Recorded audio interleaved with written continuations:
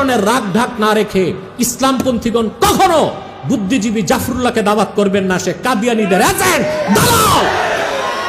তাকে কখনো আপনাদের মঞ্চে আনবেন না, কারণ সে কাদিয়ানীদের থেকে প্রচুর টাকা পয়সা নিয়েছে কাদিয়ানীদের দালালি করার জন্য।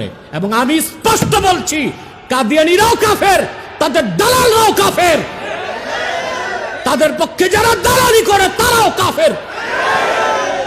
সম্মানিত সুধী, এখানে অনেক মিডিয়া আছে, আমার দেশে কিছু বুদ্ধিজীবী আছে। এই বুদ্ধিজীবীদের কাজই হচ্ছে কাদিয়ানীদের দালালি করা। আপনারা দেখেছিলেন এক ডিবেটে এক বুদ্ধিজীবী আমার কাছে হেরেছিল। অনেক বুদ্ধিজীবী হেরেছে আল্লাহর রহমতে। একজন বুদ্ধিজীবীকে আমি চেষ্টা করেছিলাম ভালো হয় কিনা, দেখলাম যে না, ভালো হয় না। কি যেন বাঁকা, কখনো সোজা হয় না, ওই অবস্থা। এই লোকটাকে ইসলামপন্থীগণ ইনভাইট করে, মুফাসসির পরিষদের মাওলানা আমিরুল ইসলাম বেলালী এখানে আছেন, আমাকে ইনভাইট করেছিল। সেখানে সেই বুদ্ধিজীবী ছিল। ওই বুদ্ধিজীবী আলেমদের দেখলেই কাদিয়ানীদের দালালি করে। আমি স্পষ্ট আজকে বলছি, কোন ধরনের রাগ ঢাক না রেখে ইসলামপন্থীগণ কখনো বুদ্ধিজীবী জাফরুল্লাহকে দাওয়াত করবেন না। সে কাদিয়ানীদের এজেন্ট, দালাল। তাকে কখনো আপনাদের মঞ্চে আনবেন না, কারণ সে কাদিয়ানীদের থেকে প্রচুর টাকা পয়সা নিয়েছে কাদিয়ানীদের দালালি করার জন্য। এবং আমি স্পষ্ট বলছি, কাদিয়ানীরাও কাফের, তাদের দালালরাও কাফের, তাদের পক্ষে যারা দালালি করে তারাও কাফের। সম্মানিত সুধী, ইসলাম প্রথা সর্বস্ব ধর্মের নাম নয়। একটা লোক 2-4 দিন পূজা পার্বণ করে হিন্দু হতে পারে, গির্জায় যাতায়াত করে খ্রিস্টান হতে পারে, প্যাগোডায় যাতায়াত করে বৌদ্ধ হতে পারে, সিনাগগে যাতায়াত করে ইহুদি হতে পারে, কিন্তু আল্লাহর কোরআনের একটি বাক্যের, একটি শব্দের, একটি অক্ষরকে অস্বীকার করে মুসলিম মুমিন হতে পারে না। সে কাফের, তাকে কাফের বলতেই হবে। এখন বলুন, কেউ বলল আমি মুসলিম, আল্লাহকে বিশ্বাস করলো, কিন্তু আল্লাহ এক এটা বিশ্বাস করলো না, সে মুসলিম না অমুসলিম? সে কাফের কিনা? ঠিক সেভাবে মুহাম্মদ সাল্লাল্লাহু আলাইহি সাল্লামকে আল্লাহ তাআলা ১৫০০ বছর আগে প্রেরণ করে নবুয়ত রিসালাতের দরজা চিরতরে বন্ধ করে দিয়েছেন। ওনার পরে আজ পর্যন্ত পৃথিবীতে অবশ্যই কোনো প্রকার নবী কিংবা রাসূল অবশ্যই আসে নাই, অবশ্যই এখনো নাই, অবশ্যই কিয়ামত পর্যন্ত আসবে না। এই আকীদাটার নাম আকীদা খাতমে নবুয়ত। এই আকীদা খাতমে নবুয়তের বিশ্বাস ছাড়া কোনো ব্যক্তি মুসলমান হতে পারে না। এই ক্ষেত্রে কোরআন সুন্নাহর সাথে ইজমায়ে সাহাবা, ইজমায়ে উম্মাহ।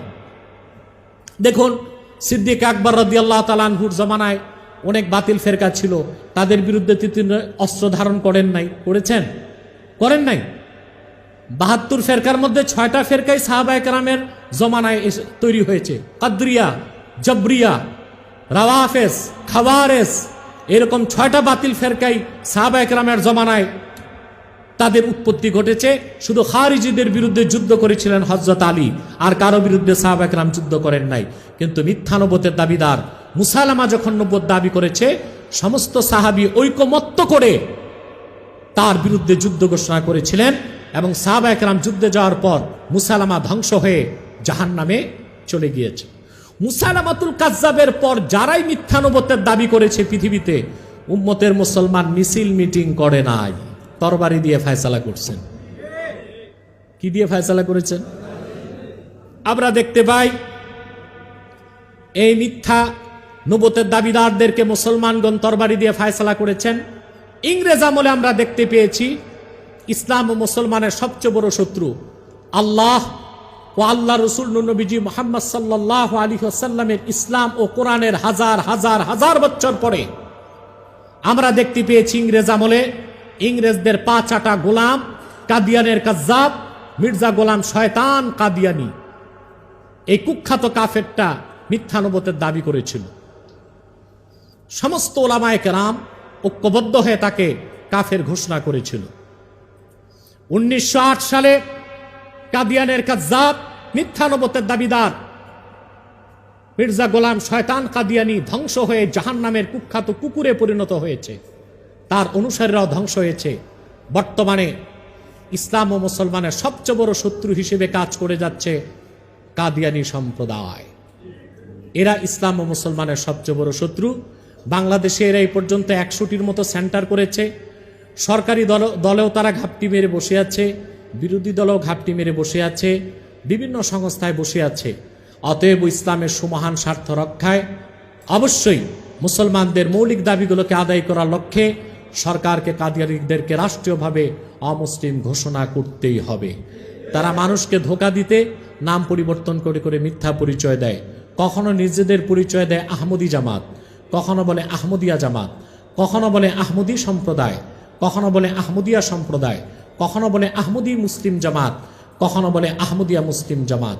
সাবধান, যত কাদিয়ানি ছিল আছে থাকবে, তারা কেউ আহমদি জামাত নয়, আহমদিয়া জামাত নয়, আহমদি সম্প্রদায় নয়, আহমদিয়া সম্প্রদায় নয়, আহমদি মুসলিম জামাত নয়, আহমদিয়া মুসলিম জামাত নয়। তারা শয়তানি জামাত, কুখ্যাত জাহান্নামের কুখ্যাত কুকুরের দল। তাহরিকে খাতমে নবুয়ত বাংলাদেশের পক্ষ থেকে, বাংলাদেশের সকল মুসলমানের পক্ষ থেকে সরকারকে উদাত্ত দাবি জানাচ্ছি, বর্তমান মেয়াদের মধ্যেই কাদিয়ানীদেরকে রাষ্ট্রীয়ভাবে অমুসলিম ঘোষণা করতে হবে। তাদের যত পণ্যদ্রব্য আছে, প্রাণ, সিজান, আরএফএল, এবং তাদের যত প্রকাশনা আছে, প্রথম আলো, ডেইলি স্টার, কালের কণ্ঠ সহ, এগুলো নিষিদ্ধ করতে হবে। আপনারা যারা এসেছেন আপনাদেরকেও বলবো, খাতমে নবুয়তের আন্দোলনের কোনো বিনিময় পৃথিবীতে আশা করবেন না। মনে রাখবেন, হযরত আনোয়ার কাশ্মীরি রহমতুল্লাহ ভবিষ্যৎবাণী করে গিয়েছেন, যারা খাতমে নবুয়তের আন্দোলনে সম্পৃক্ত থাকবে পরকালে নাজাতের এটাই তাদের সবচেয়ে বড় মাধ্যম হবে। আমি বাংলাদেশের মান্যবর আলেমে দ্বীন আতাউল্লাহ হাফিজ হুজুর আছেন, আমাদের রাজপথের লড়াকু সৈনিক মজলুম নেতা ডক্টর আহমদ আব্দুল কাদের ভাই আছেন। তাদেরকে বলবো, আপনারাও রাজনৈতিকভাবে খাতমে নবুয়তের আন্দোলনে এগিয়ে আসুন, এবং আমরা চাই আমাদের চেয়েও আরও যদি যোগ্যতা সম্পন্ন ব্যক্তি বাংলাদেশে থাকেন তারা নেতৃত্বে আসুক। প্রয়োজনে আমরা কর্মী হয়ে কাজ করব, কিন্তু যে কোনো কিছুর বিনিময়ে হোক কাদিয়ানীদেরকে রাষ্ট্রীয়ভাবে অমুসলিম ঘোষণার দাবি বাংলাদেশে আদায় করতেই হবে। সেজন্য তাহরিকে খাতমে নবুয়ত বাংলাদেশের সকল কর্মীকে ও স্থানীয় বিভিন্ন জায়গার নেতাদেরকে আমি বলবো, আপনারা যে আপনাদের প্রস্তুতি প্রতি মুহূর্তে থাকতে হবে, এবং সকল সময় যখনই খাতমে নবুয়তের আন্দোলনে আপনাদেরকে ডাকা হয় আপনাদেরকে জানমাল নিয়ে ছুটে আসতে হবে। আল্লাহ যেন আমাদেরকে কবুল করেন, মঞ্জুর করেন। ওয়াখির দাওয়ানা আনিল হামদুলিল্লাহি রাব্বিল আলামিন। ওয়াসসালামু আলাইকুম ওয়া রাহমাতুল্লাহি তাআলা ওয়া বারাকাতুহু।